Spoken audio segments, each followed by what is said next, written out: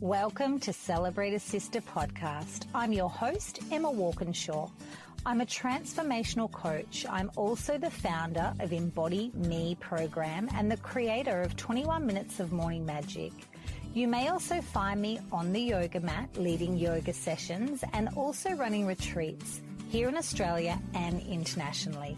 Here on the podcast, I bring you some pretty incredible guests. We talk all things self-belief, body acceptance, personal development, outdated beauty standards, and we also call BS on the toxic diet culture. Accepting the beautiful bodies we were born into, letting go of all the beliefs, and raising our self-awareness. I also come to you from time to time with a little solo episode, a little Life According to Emma moment. I'm so glad you're here. Enjoy.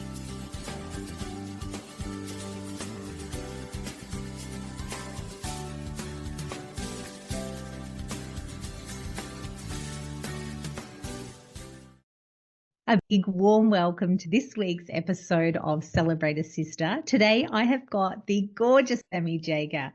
Let me tell you about our dear friend Sammi. Sammi is an entrepreneur, a coach, a speaker, and co-host of the Date Forever podcast. She's deeply passionate about how relationships impact the quality of our lives. Sammi is an advocate for the UN global goals and loves to see people and business contributing to make a better world. Welcome, Sammi. Oh, Emma, thank you so much for having me. I'm so excited to have this chat. Yay. I can't wait to dive in either. Sammi, I know I've just read your bio, but are you happy to share a little bit about who you are and a little bit more about your podcast and relationships and relationship with self? Share away. Who is Sammi? Yeah, absolutely. Well, I think one of the reasons that you've invited me to come and have a chat today, Em, is because of my journey and my relationship with myself and how it's evolved. I would say like over the last 7 years in particular. For context, I'm 35. I'm about to turn 36. And as I was approaching 30, I was in my first very big girl job, general manager at a training and education company with a remote first global team. And I was on all the time. I was kicking a lot of goals. I was, by all accounts, succeeding at my job, but it really did cost me my relationship with myself. So basically on the eve of my 30th birthday, I quit with no plan and no idea what I was going to do. It was a bit of a, I don't know what, but not this moment.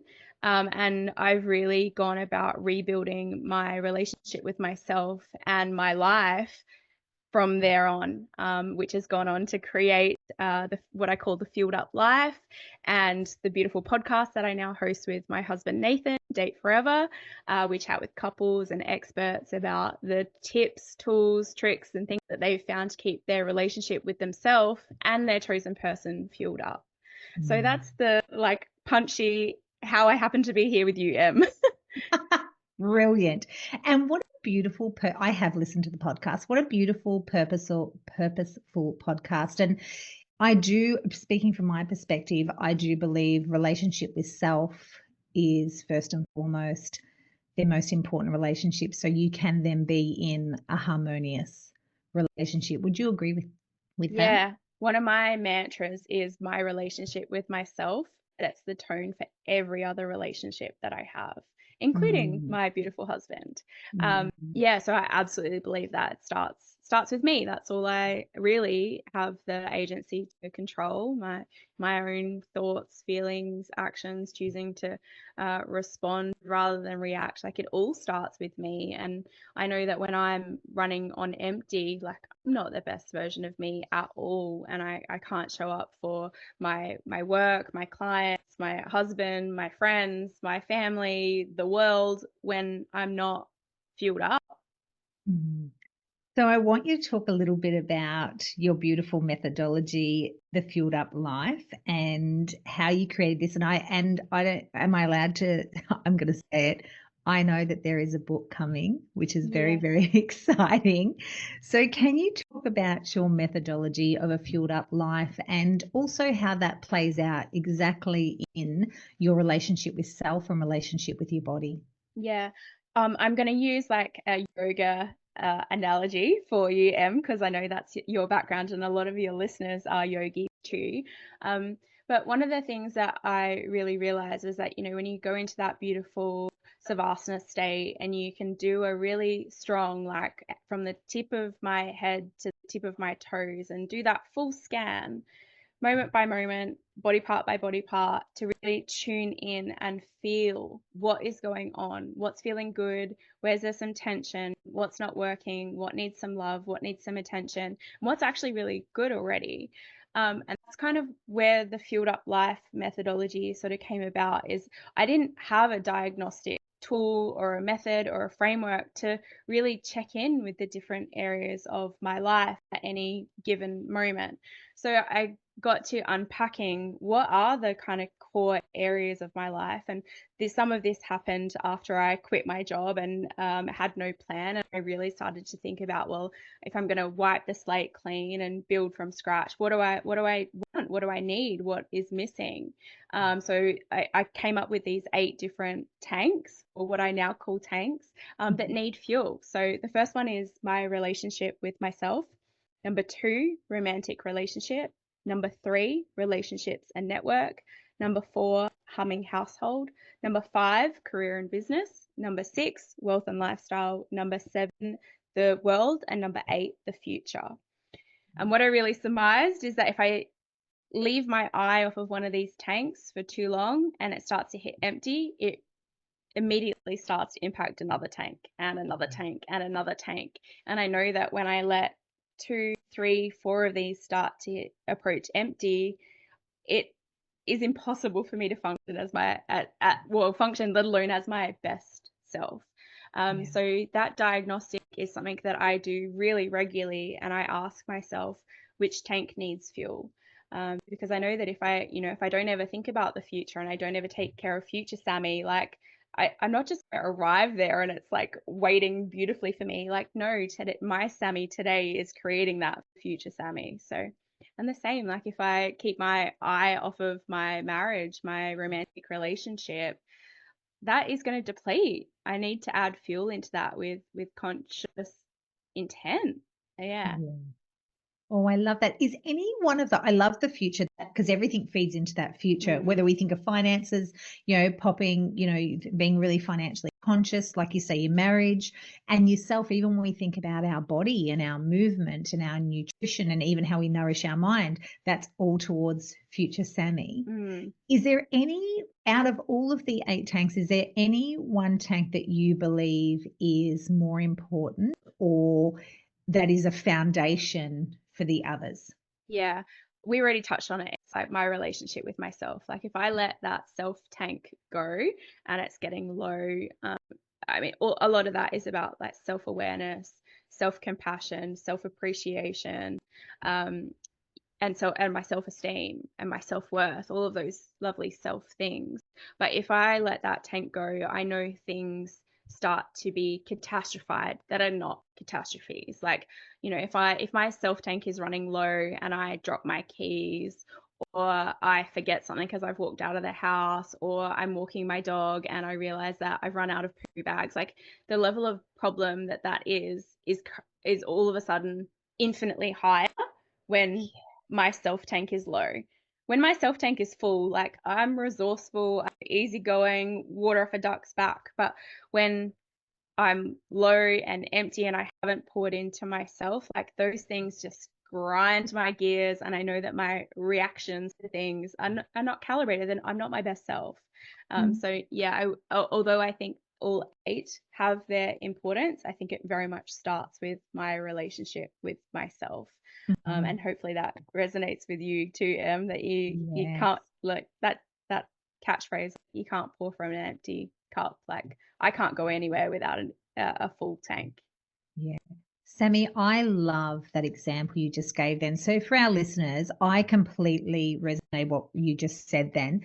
The most simple things, what a great little guiding posts to realize when your own tank is full, when little things like forgetting the poo bags with the dog or dropping your keys becomes, it's not a little fraction or a little blip, it's this gaping, crevice that is now a big dramatic thing, and you feel that frustration with yourself. That was where I was going. I know I was kind of with you there, that almost like that pissed offness with myself but that is such a great guiding post to go, this is not the problem, this is the symptom, and backtracking what's going on for me. Yeah, those little things for me are like engine light on, like time to add fuel.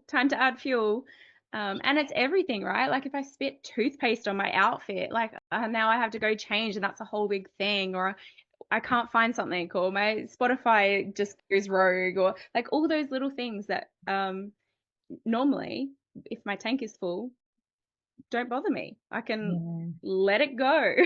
Yes. That is brilliant. Engine light is on. Yes. So I guess that, that is a beautiful question to ask ourselves when these things happen. Is this a sign that my engine light is on? Yeah. Am I approaching empty? Have I hit in the bottom quarter of this tank? Yes. Do you know what also I just thought then too? When your car beeps when you get close to something, like, when you're too close, like when you're parking, it's like that. It's like engine light, or am I like pipping because I'm too close to something because I'm not focusing? It's like that. Brilliant. Yeah. So I'm a super visual person. So the idea of having like that semicircle and the fuel tank, the gauge that we're all familiar with, whether or not you're a driver or not, you can't park your car in the garage overnight and expect it to magically fill up with fuel, which is often what we're prescribed when we're approaching burnout or, getting headaches or those things. It's like, oh, you just need to rest. It's like, that's like parking your car in the garage and expecting it to magically refill with fuel. Like, no, you have to go and put fuel back in. Yeah. And that is the work, is no one knows what that fuel is apart from you. Yeah. If we think about taking, responsibility, what is that? If you know you're a person that needs movement, daily movement, if you know you're a person that can't consume a certain food or the people we're hanging out with, like that's then your work. Yeah. And it's also about this diagnostic tool for me is about being able to identify what is it that I actually need. Because the bubble bath or the walk outside or the massage or the like whatever the marketed version of self-care looks like, right? Where someone can sell you something.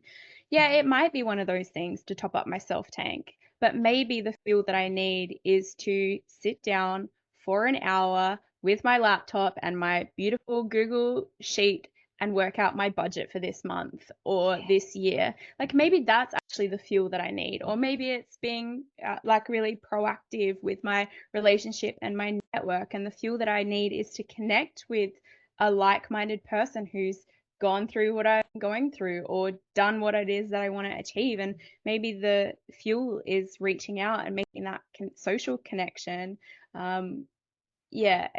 This framework for me helps me get to what is it that I actually need and which tanks are feeling full, which tanks are feeling empty, what needs some attention.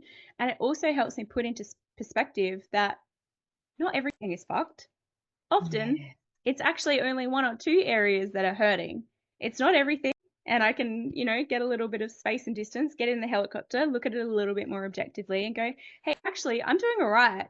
6 out of my 8 tanks are like well on the, well past half. They're on the fuller side rather than the emptier side. So, although I said that the self tank is the most important, it's also not the only solution. You can't just pour fuel into that one tank. You need to have all of them. Yes, you said something there that was brilliant. The marketed version of self-care, when maybe it actually is to sit down and look at your finances. That's actually what's going on. Maybe it's to connect in, like you said, maybe it's to spend time with your partner. I love that because, I too, Sammy, work with a lot of women and often you're absolutely right. They feel that the solution is because we're being marketed and told self-care, more rest, when you just real talked us and said, actually, is it a date with your freaking finances, or is it a conversation with your significant other, or is it actually connecting in with people? And that's the real talk of self-care, and this catchphrase that we hear, self-care, self-love, which is so overused, but that's the real talk, actually getting honest with yourself and going, no bubble bath is going to fix the fact that finances need me to be conscious. I had one of these this morning where I was like, I was up quite early. I was going to a beautiful like dance meditation sunrise thing on the beach. And as I was leaving, before 6 a.m., I opened up a cupboard above my microwave and a water bottle fell out. And it fell out because it is overfull. Like there's too much stuff in there and there's things in there that I definitely don't need, and it's shoved at the back and it's above my height, so it's a difficult thing, right? My humming household, like that little thing has created a pain point. So maybe the date is with your environment. Like what is it that I need to do to create this environment where I can succeed? Like what's getting in my way, and what are those little things that if I gave it a little bit of time and attention. One of my favorite humans, Bridget Johns, has got this idea of like spending 1% of your day on decluttering and taking care of your space, and how can you declutter your calendar, your mind, your space, your environment. So that's going to be my 1% today. I'm going to go and spend 15 minutes going through that cupboard and removing what doesn't need to be in there. And that's the fuel that I need to make that environment work better for me, so that tomorrow morning when I go to do that, I don't have a water bottle hit me in the face. Yes. And again, there's the real talk of it, that, yes, you are on your way to a beautiful morning, but how that, if your tank wasn't quite right, could have derailed you and irritated you. Yeah. Bloody this. Yeah. Yeah, exactly. But my tank was feeling good. So I just picked it up and went, yes, I'm going to be resourceful and solve that problem later. I wanted to ask, what were some of the biggest mindset shifts or habits you had to embrace to rebuild your relationship with yourself and design a life for you? Yeah, this is hard and uncomfortable, because one of the things that I really realized after I quit my job and was sitting in the what am I going to do now, and how did I get to this point where, I am quote unquote succeeding, but it's costing me so much of my relationship with myself. I hadn't done any water sports for years. I had stopped baking. I had stopped running. I had stopped dancing. I had stopped hosting dinner parties, like all of these things that for me add fuel. And I think one of the biggest mindset shifts was really taking some radical ownership that I had allowed this to happen. I had allowed the creep of the after hours Slack messages. I had allowed the workload to be like, yeah, I can do it. I'll take care of it. It's faster if I just do it. Don't worry about it. Like I had allowed that. So taking some radical ownership, but the power in that is that, hey, I also am the one who can change it. So I think it's hard to acknowledge that, right? Like everything that I do or don't have at this moment in my life is because of me and the decisions that I did or didn't make, or did or didn't do, or did or didn't pursue. The body that I live in, the home that I live in, the relationship that I have, the career that I have, the what's in my bank account is all because of me. Yeah. I'm just going right in there with the big one, Em. Yeah. Yeah. And that is, wherever we're sitting, that can be a really hard pill to swallow. Mm-hmm. Because we naturally want to attack, defend, we want to blame. That is massive. That is really massive, Sammi, too. And when you had that realization, that mindset shift, when you'd finished that role that felt like success and all those things, but then when you looked at it took more than it gave, or radical acceptance, you chose for it to take more than it gave. What was the process then moving forward when you had that realization? How did you begin? Because again, with your analogy, it wasn't just a case of parking the car in the garage overnight and expecting it to be full.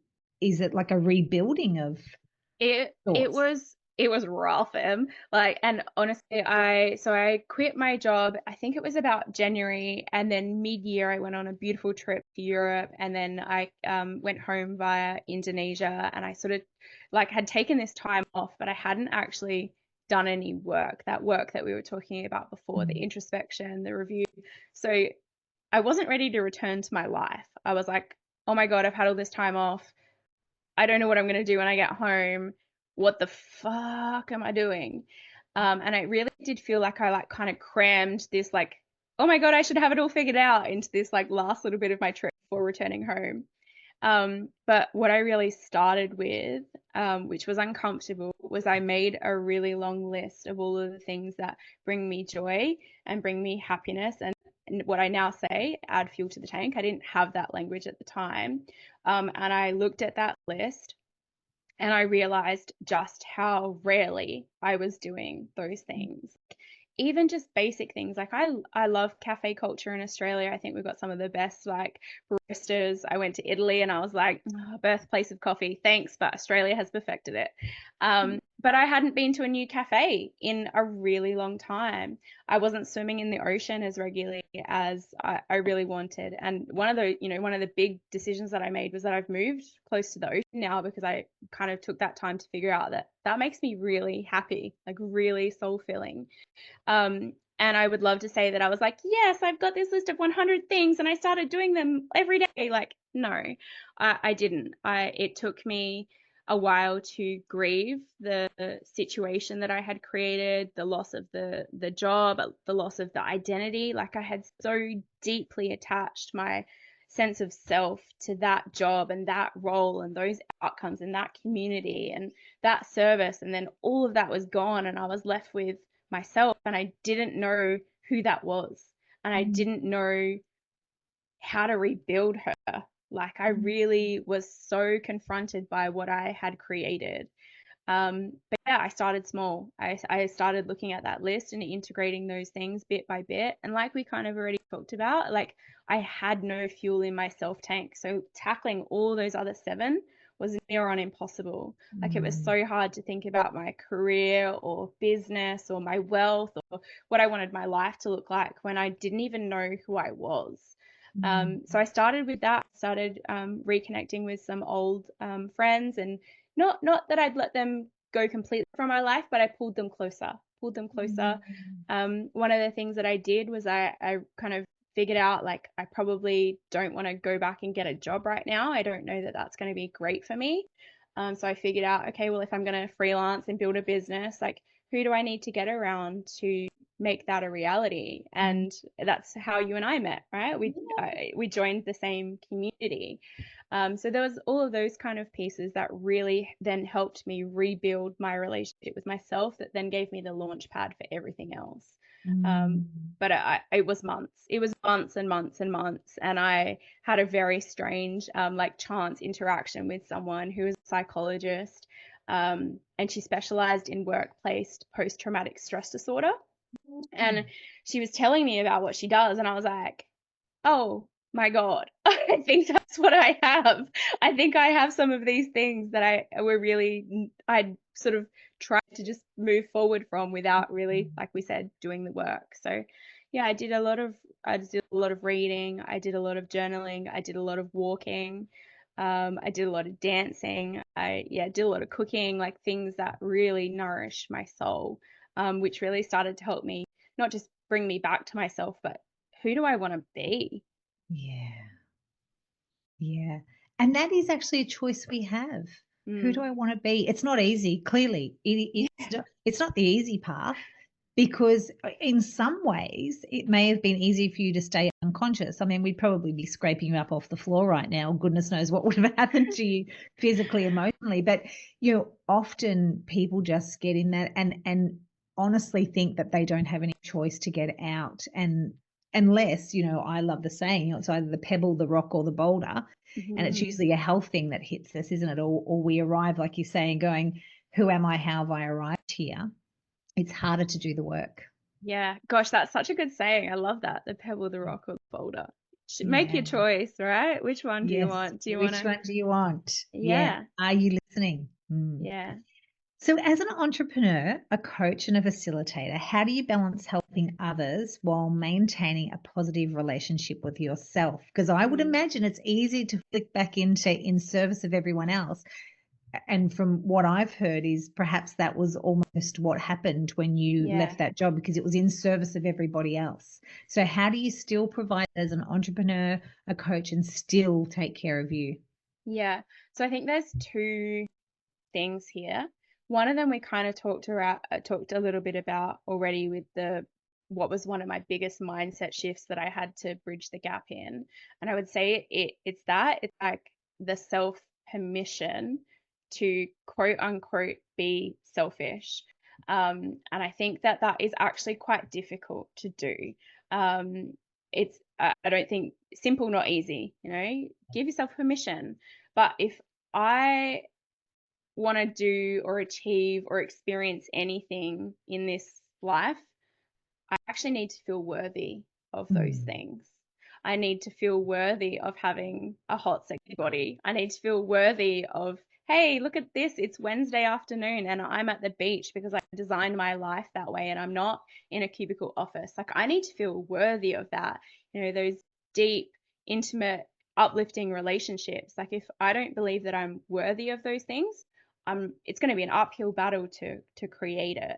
Um, so I think that that's probably was one of the very first things, was working on my worthiness and the stories around what life should look like and how we should behave and how we should work and how all of those kind of things. And we've all got our own stories about that, all of the shoulds, should all over yourself kind of things. Um, so that was probably the beginning, and it's a lot of people would say that that's boundaries, but I think boundaries is a very like pushing away kind of energy, as opposed to instilling trust in myself to kind of know what I need and what I need to say no to. I think that's definitely a muscle too, is learning to say no, and not take it personally, or not have that affect how I perceive myself, not have it affect how I feel about my own self worth, all of that kind of head chatter. So I think that's something that has definitely helped me in being a better coach, a better friend, a better partner, a better daughter, a better wife, all of those kind of things, about the mindset that I'm worthy of having really great relationships. And I think one of the marks of a really great relationship is the ability to say both yes and no. Um, so I think that's probably a bit of a long-winded way to answer the question, about how I empower myself as an entrepreneur.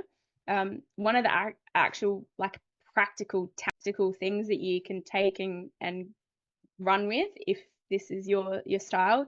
So I'm big on the calendar blocks. Like, I have a 2 hour block around sometimes to accommodate things like fun podcast interviews or perfect weather or whatever the thing might be. But I have the visual representation that I am important enough to myself to schedule myself in. I schedule Mhm. myself in every single day. So, like I said this morning, it was about being on the beach for sunrise and dancing and yeah, meditating, breathing. But some days it's swimming, some days it's running, some days it's walking my dog, some days it's just getting down to the beach and doing some stretching or yoga or whatever it might be. But I move every single day, and that is an appointment in my calendar. Mm. I believe, and I'm sure you do too, our beliefs drive our actions. So even that incredible example then, Sammy. So when you built the muscle of worthy daily action looks like I move daily. That's a worthiness Yeah. piece. That's worthy in action. And I love how you're saying I often move that block around. If the belief was, well, I'm not really worth it, it plays out in our daily actions. So that move wouldn't even be put in, that move wouldn't even happen. Mm, That is a brilliant example of how our mindset and our belief system of ourself actually is in action and plays out in your day. mm, Food for thought. That is brilliant. I've been yeah. covering a couple of my overarching beliefs and how that actually shows up in my daily life. And it's almost like, how did I not know that? how did I not realize that? But that's where the beautiful self-inquiry and self-inquisitive, it doesn't happen overnight, but this is where we've got to look at when I'm resisting moving equals for Sammi, where's my worthiness at the moment? And I'm sure there's many others, but that's a great. There's also nuance in there about like the self-permission versus like the discipline or the management of self. Like those are different things, right? I am not a fan of who's the Navy SEAL, David Goggins. I can't stand that guy, right? Like he's like callous the mind, like this real hard edge. We do not negotiate, like you are your own worst enemy, like all of that narrative. Like I do not subscribe to any of that stuff. I think once you've built that worthiness muscle and that self-permission, there is actually just trust that, you know what, I can, if I don't feel like a extraneous exercise today, I'm going to honor that. Like I'm going to listen to, and maybe it's a walk. I still move, but maybe it's a walk or a stretch and I skip that weight session that I had planned or whatever. But I think that there's a real fine line about being like disciplined and structured and rigid and, you know, truth is the result. Like all of that stuff is not from a place of trusting self. That's managing self. Yeah. And I think what you explained then is I love to talk about self-respect. Self-respect is actually honoring exactly that today. Even though I thought I was going to do weights, I'm still going to move. I'm still going to honor my worthiness to move. However, I'm going to respect myself enough to know to listen to her and do whatever it takes to still have my movement, but it doesn't have to be. And, you know, when you're just saying that too, it reminds me of, you know, I have broken up with dieting, and it reminds me of diet culture in a lot of ways, that gentleman's, you know, it's very much nothing tastes as good as skinny feels, and all of those slogans, no sweat, no gain, no pain, all of that slogan that we've been told. When what if that day you've got your period and you don't want to be running, or what if that day, you know, there's no honor in that, there's no respect in that. It's pretty much suck it up. And that's not. Yeah. And this is perfect for like celebrate a sister, right? Like this conversation about like celebrating our own sisterhood and celebrating our womanhood, all of those things. Anyone who really identifies with being a woman, we are fed so much messaging from men about how we should train, when we should train, how consistently we should train. This is we're talking specifically about moving the body here, but like their body resets in a 24-hour window. They can pretty consistently feel the same on a Monday, on a Tuesday, on a Wednesday, on a Thursday, on a Friday. Like being a woman, we're not riding that same 24-hour Ferris wheel. Ours looks far more like a roller coaster. And honoring that and learning to respect that. I think that's probably one of the other things that I've done in developing my relationship with myself. Maybe, and this might be like being moving into my 30s rather than in my 20s, but like actually really meaningfully tracking my cycle and being far more in tune with how I feel on a certain day. Like I know that around day 20, like I'm probably going to have a depresso, sad pants, couch day. Like it's going to be day 19, 20, 21, somewhere around there. And now I've got awareness that it's like, oh no, my life isn't shit. It's probably just that my hormones are moving at the moment and I need to honor and respect, and, you know, probably don't book podcast interviews for that day, you know, where I'm not going to be able to show up as my best self. But learning to be in tune with all of those nuances is very difficult, let alone in the world that's, you know, runs on this like far more day-to-day cycle than our 28-day beautiful rhythm. Yes, that is great. Again, back into that self-permission and worthiness. On day 19, 20 or 21, I am going to lay on the couch, and maybe that's not the day that I do any crazy movement. Maybe it is just a stretch on the floor, and that's okay. That is the power of getting to know yourself. Yeah, 100%. And permission that I trust that what my body's communicating to me right now. And I'm going to listen to that intuition. I'm not going to override that system. Yeah. And I'm going to respect those hormones. They are there for a very good reason. And I will respect what she is doing today for me to then shed my uterus or shed my lining of my uterus. Do you know what I mean? Like it's like that. I hope the whole thing's not coming out. The whole thing. Yes, excuse me. Wonderful. Now, Sammy, I want to ask, where can people find you and what have you got? Because I have been privileged enough to do a beautiful little mindset session with you in our community on the Fueled Up Life and all those tanks, which I thoroughly enjoyed. I remember it. And I feel like it's one that you can do every 3 months because it's a great check-in because we are ever moving. So I was wondering if you could share with the community, the beautiful Celebrator Sister community, where they potentially can find you and follow you and your Yes. podcast. Yes, so my home on the internet is sammijaeger.com. You can find all my other bits and pieces there. I've got some freebies there, some downloadables. So if you want to do your own tank check and check in on those 8 fuel tanks, you can take yourself through a mindset session to have a look at what's working and what is not, and maybe where you need to add some fuel. So sammijaeger.com/tank check. But also I offer one-on-one coaching, and I've got some incredible reflect, realign, refuel sessions coming up across 2025. So you'll find all the info for that on my website too. But if you've loved this conversation, podcasting is one of those things where you really don't get very much feedback. So if you've loved this conversation, if you've loved what Emma's doing, if you love what I'm doing, like, please just head into the DMs and say hello. Like, it'll make me smile for sure. So you can find me on Instagram as Sammi somewhere, and I'm Sammi with an I. But yeah, Em, thank you so much for being here and leading this conversation. And one of my favorite mantras, and when my husband and I celebrated our 10th wedding anniversary, we threw a big vow renewal, because I really do believe that what gets celebrated gets repeated. So thank you for celebrating the sisterhood, and thank you for having me here. Oh, thank you, Sammi, and thank you to all of our listeners. Sammy's right. Let us know what you thought of this conversation that I've thoroughly enjoyed. And of course, all of Sammy's links will be in the show notes. So please go and follow and reach out and do your own little check-in where your fuel tank's at. Very helpful. But again, thank you, Sammi. It has been wonderful chatting as always. Thanks so much. Thanks, Em. I have a little gift for you. It is a 7-day Curvy Women's Mindset, Meditation and Movement mini course. There is a little bit of gentle yoga in there, which is wonderful for the body, bringing a beautiful sense of calm. There is also some journaling prompts and a theme that helps shift our mindset. All you need to do is carve out 21 minutes a day to enjoy this little mini course that will have some profound transformation in shifting your mindset and perhaps sparking some inspiration. In the show notes of this podcast, all I need is your email and it will be sent to you right away. Enjoy the Curvy Women's Mindset, Meditation and Movement mini course.